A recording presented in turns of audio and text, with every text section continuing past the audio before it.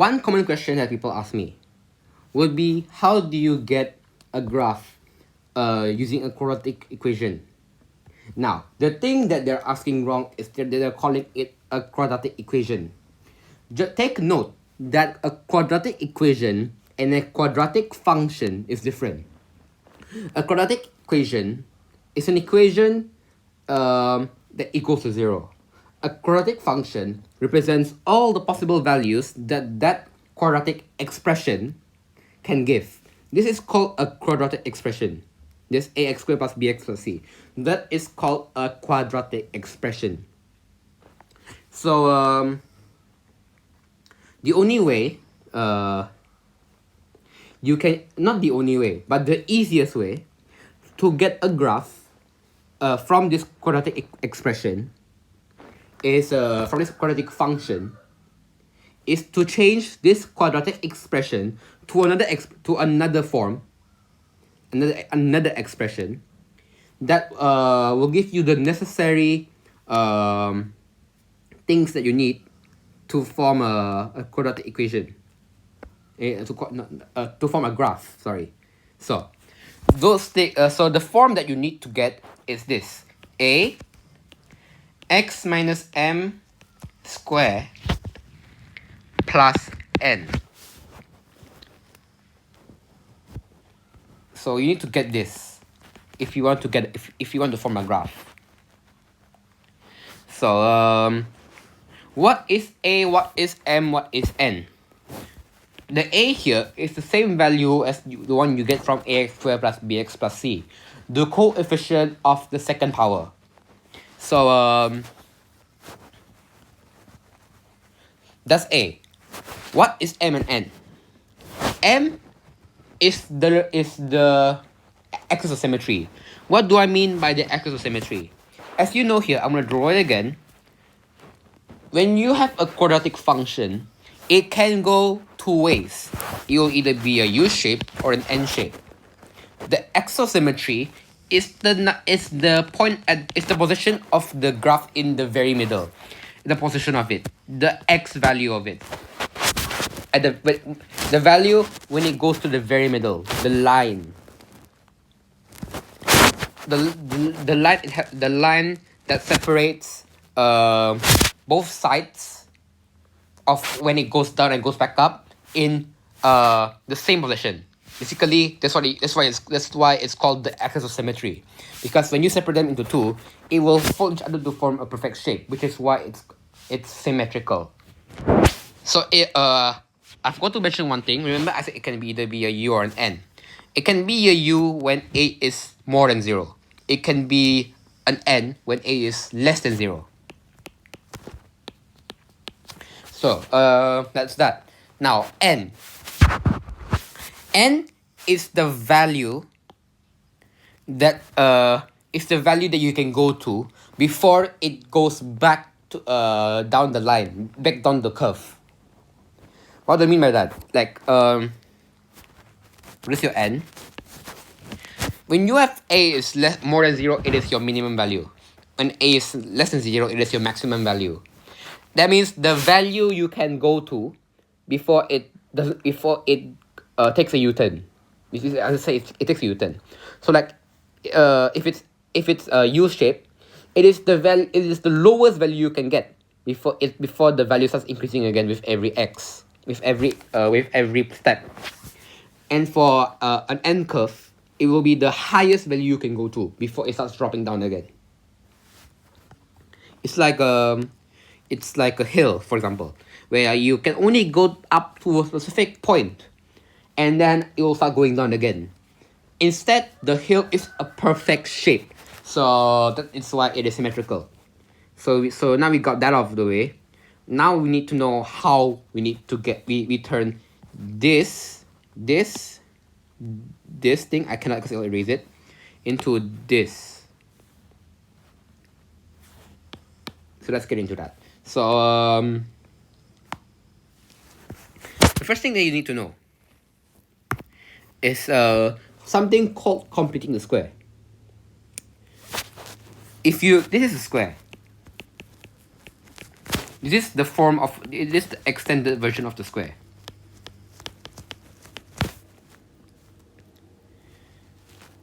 So what we can do is, instead of making it like this, we go the other way around.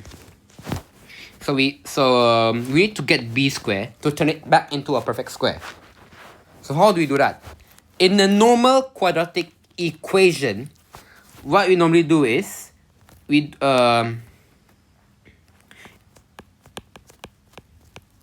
normally do like this, right?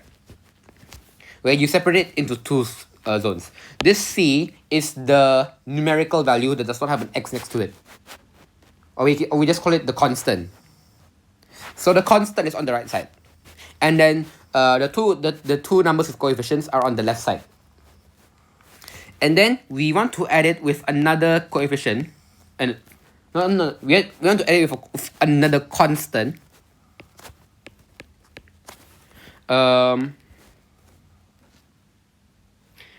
Yeah, we want to add it with another constant.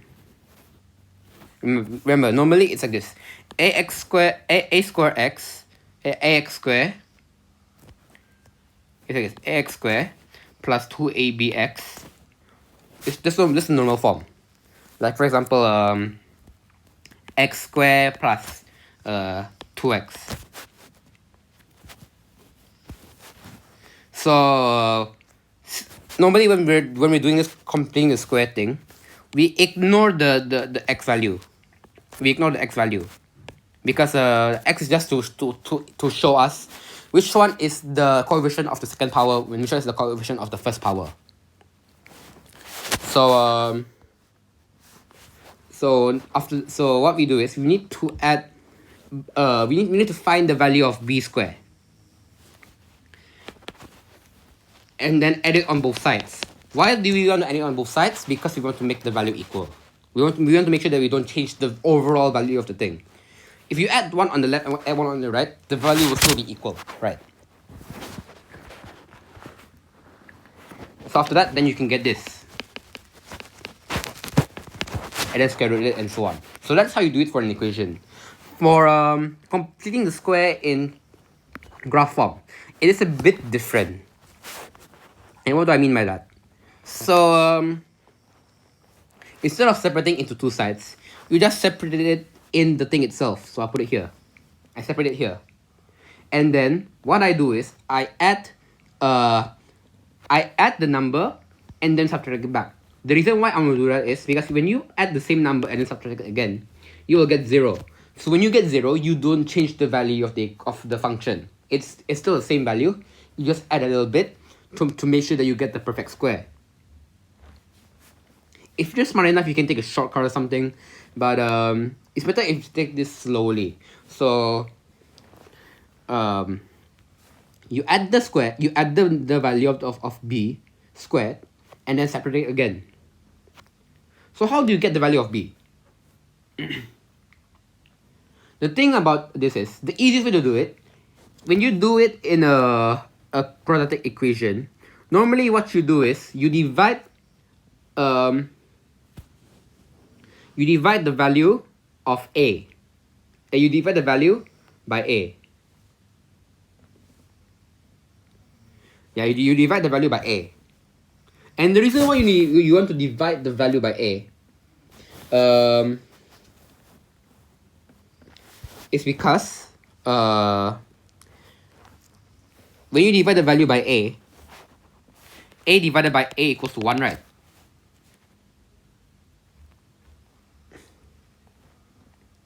A divided by a equals to 1. So when a divided by a equals to 1, and then you apply this thing, you don't apply it yet, you only apply it after you divide it by a.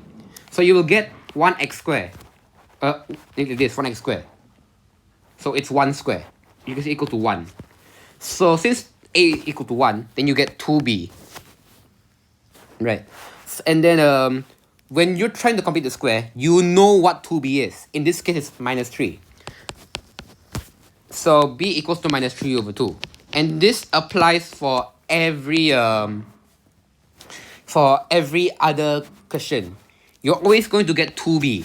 The 2 is very important. So what you just have to do is just divide the number you see here by 2. Once you divide it by 2, you will get the value of b. So I got minus 3 over 2. And then you separate it again. Remember, you have to divide the whole equation by the value of a first to make things easier. You can like just divide it immediately, but you have to be a bit more of a big brain to do that. And I can't do it consistently either. I can do it, but it's very easy to do it by dividing, you know. When you want to do maths, you have to think smart. You cannot just go the long way. You have to know how to get the shortcuts done. You have to choose either the shortcut, the very hard way, or the one in the middle. You normally want to go in the middle because it is kind of a shortcut. And it takes less time to think, you know. You can take the shortcut and immediately cut it, but you have to be big brain for that. And I'm not that big brain, so I'm gonna go through the middle, and divide it, and then complete the square. So I divide it, I complete the square, I turn it back. Remember, we have to turn it back into a perfect square, and then we add the other two numbers together here. So we add it, we get 1 over 4. The final thing you have to do is you want to multiply your a by the constant. So 2 times 1 over 4. So you get 1 over 2, and then after that you remove the bracket. So 2 x minus 3 over 2 bracket square plus 1 over 2. So with that, this is your answer. This is the graph form, as they call it. This is your m. No, this is your m, and this is your n. But Anas, this is a minus. I know. Remember that I said the general form is a bracket x minus m square. Take note of the minus. If you ever get something like this, your m equals to minus z. Because the general form needs it to be in a negative value. It needs to be subtracted, minus. And I'll tell you why later. So when you're doing this thing, remember to look at the plus or minus thing. It has to be minus for your m to be its exact value. If it's plus, you have to turn the number next to it into a negative. Or if it's really negative, turn it back into a positive. So yeah, that's that. So now we got the m and we got the n, and you also know what a is from the start. So now the final thing we have to do is to try and get the graph. And how do we get the graph? When you want to get the graph, you need 2 points, but we only have the point here, which is the point in the middle. How do we know if it's not like this, or if it's like this, or if it's like this, or if it's like this? We don't know how big the curve is. We just know that it's a curve, and we know the middle of it. So how do you know that? There are other ways to find it, but a way to get a general look of it is to let y equal 0. And the reason why you want to let y equal 0 is if when y equals 0, we get the x-intercept. When we let x equal 0, we get the y-intercept. And the y-intercept is the value,